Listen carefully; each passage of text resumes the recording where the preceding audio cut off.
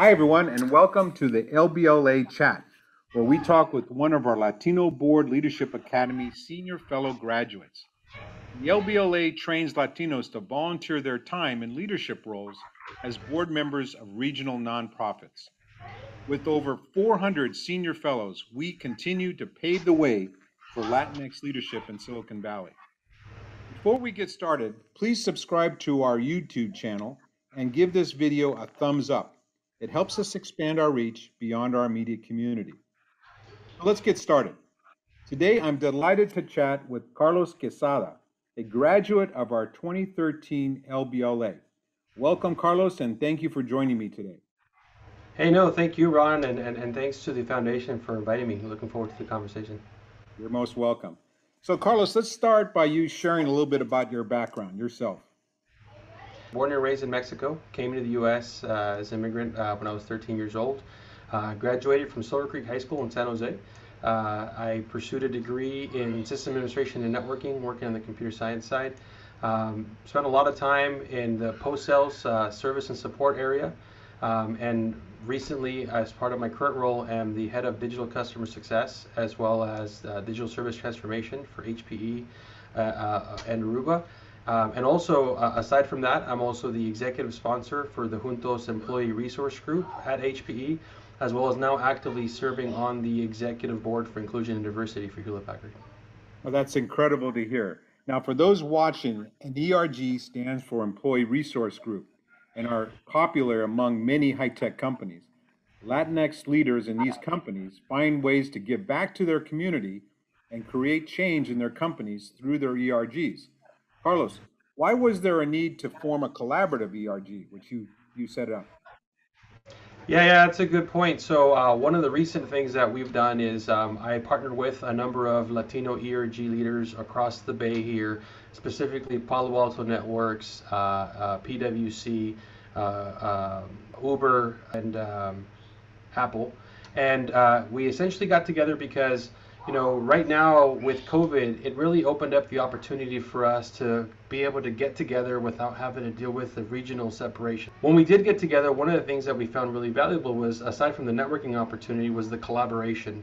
Many of the ERGs are focused in the same four focus areas. One is, how do we attract and retain talent of our community?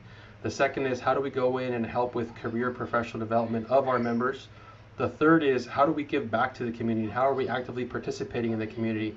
And the last is, how do we make sure that our voice is heard within the company, right? How are we participating to make sure that when there's promotional events that we're being represented in those? So those are the four key focus areas of where ERGs make an impact. And I think many of us individually will come up with ideas of how we can go in and drive those, but collectively, as we get together, we can really amplify the impact that we can have in the community. And so when we brought together Unidos ERG, the whole intent was to really share best practices amongst the ERG leaders. What are they doing? What's working? What's not working? Especially as we start looking at how things changed after COVID.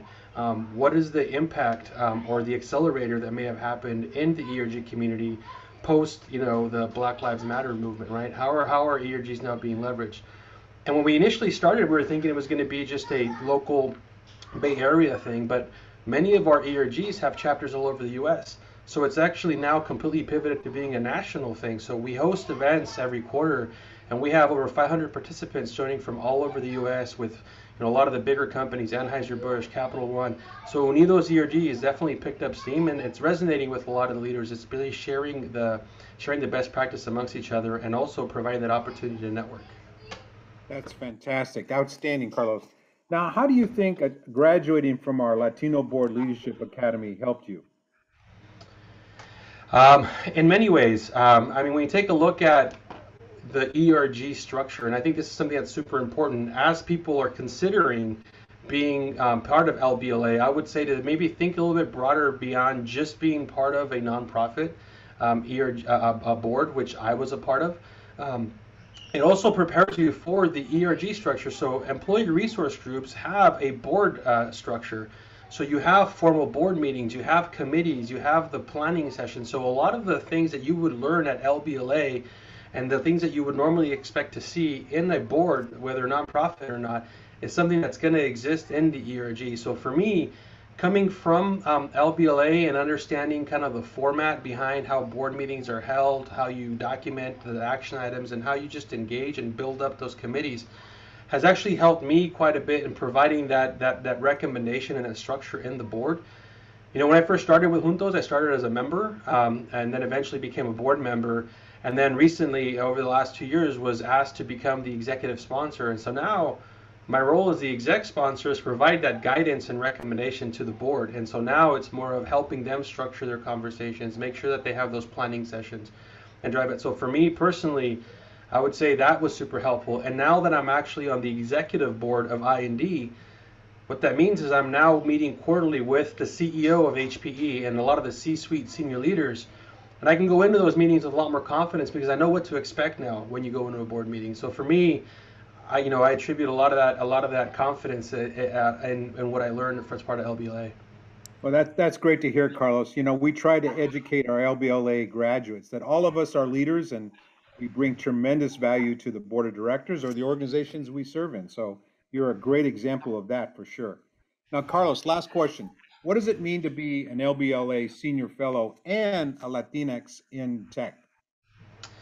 It means a lot. It definitely means a lot. I mean, I would say that when I go back and I look at, the relationships that I have built and the people that I have had an opportunity to work side by side in, it's been amazing. And so for me, it definitely holds a special part in my heart. I feel like, especially locally in the Bay Area, it creates that kind of alum network that we can lean on and reach out to really collaborate. So as an example, with some of the work that we do in the ERG, a lot of times we got to go in and reach across our network and look for other folks to participate in. So being part of LBLA has kind of really expanded that network. And, at the end of the day, you're surrounded by like-minded individuals who have that common goal.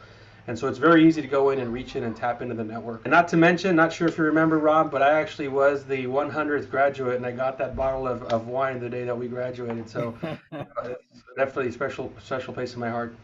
Well, I keep waiting for the invite to come and open it up, and I still have it.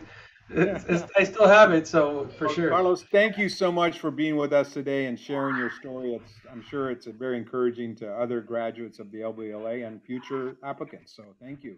Hey, Carlos, appreciate it. oh, you bet. Carlos is just one of over 400 senior fellows. If you would like to hear more about our Latino Board Leadership Academy fellows like Carlos, please let us know by leaving a comment below. Now, don't forget to subscribe to our YouTube channel and give this video a thumbs up. Until next time, stay healthy, stay safe, and when it's your time, get in line for your vaccine. Thank you.